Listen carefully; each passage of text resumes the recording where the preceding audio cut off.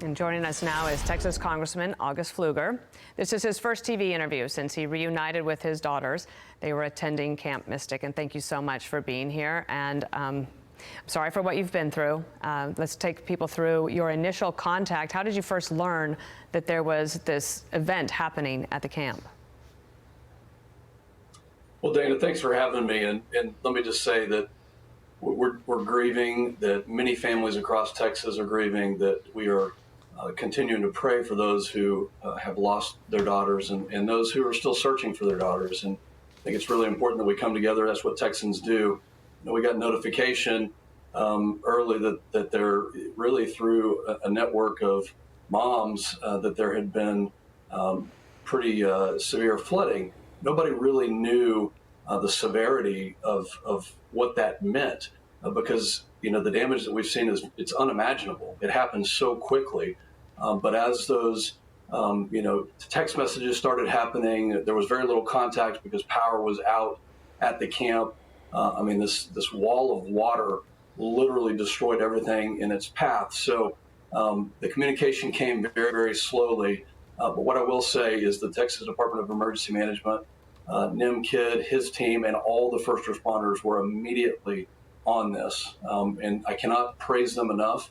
But I did speak with many of those emergency responders, got them in touch with the camp so that they could start, that process of rescue. But the fear that was going on in the camp from the campers, and we've now learned that through talking to my daughters, and so many that were along the river. It's unimaginable what they had to go through, and just to have to endure something that came up so quickly. That this storm happened, really in a way that we can't even imagine how much water was coming down this river. What have they told you about their experience? Like, I know that you've been reunited with them. In that time in between, what was it like for them? What happened?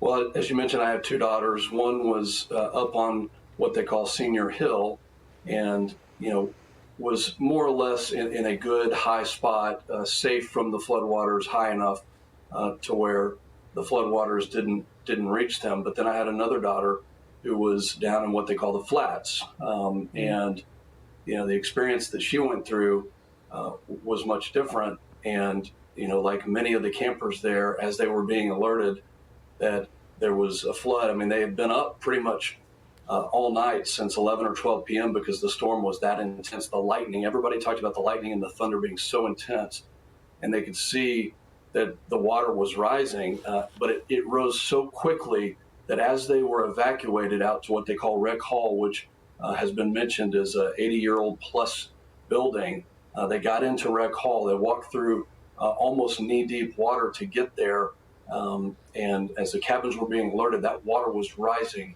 so quickly that within 10 minutes they had gone up to the second floor of Rec Hall, which, by the way, is not a very sturdy place. Campers are not generally allowed to be up there. So you had 100+ children that were up there watching this water rise almost to the second floor, and seeing the water, continue to come up in a way that is it's unimaginable. But, I will say this is a Christian girls camp. The Eastland family has run this camp for decades. I've known them my entire life. My entire family has been a part of this camp. These girls, their faith shone through. They were holding hands. They were praying. My daughters told me that they were praying through the entirety of this. They were singing songs, Christian songs.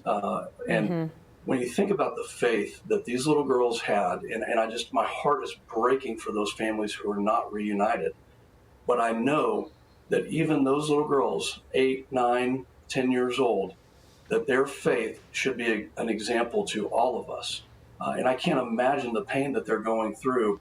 And it's going to be tough to recover from this. And I want to say my 14-year-old just a few minutes ago wanted me to say that Camp Mystic is a family, that all of these girls know each other, that it doesn't matter if you're 14 or 15 years old, the little girls.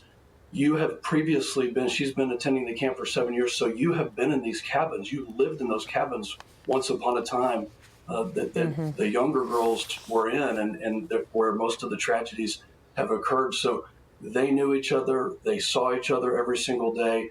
They were a family, and the Eastland family, I cannot speak highly enough about the way that they loved the girls and that they raised girls to be women of character, women of faith, women that would be productive leaders in our society.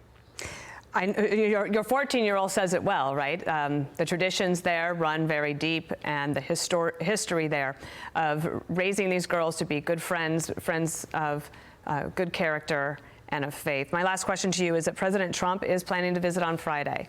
I'm sure that you are thinking about what you could do as a congressman, asking for any sort of federal resources that could help here. Questions you have for him or thoughts heading into that visit by the President of the United States?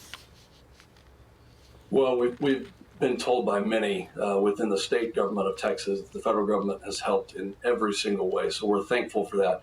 I think President Trump has a heart for people. He has a heart to know the stories, and I think hearing some of these stories from the little girls that experienced it, hearing it from the families is really important. We want their memories to continue to live on. We want to see their faith and have that affect all of us and come together as a community. And I think hearing it, I mean, the federal government is there. They're on top of the disaster relief. They're going to do everything they can. But I think beyond that, it's the human aspect. It's the stories. And thank goodness he cares about that and wants to hear that.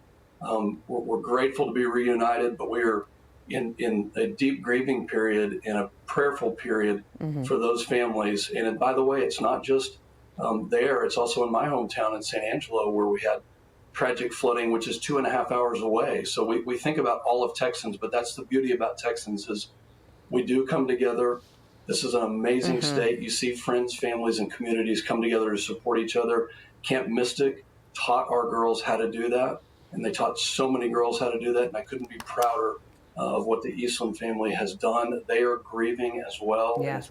All the prayers need to be, for their family and for those that are either grieving the loss or still waiting to see and hope for a miracle.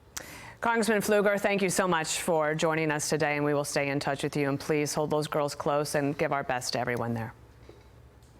Thank you. And to help people affected by the Texas floods, you can visit go.fox/TX flood relief. You can also scan that QR code right there. Learn more and donate, and I'll certainly keep all those folks in your prayers. I'm Steve Doocy. I'm Brian Kilmeade. And I'm Ainsley Earhart. And click here to subscribe to the Fox News YouTube page to catch our hottest interviews and most compelling analysis.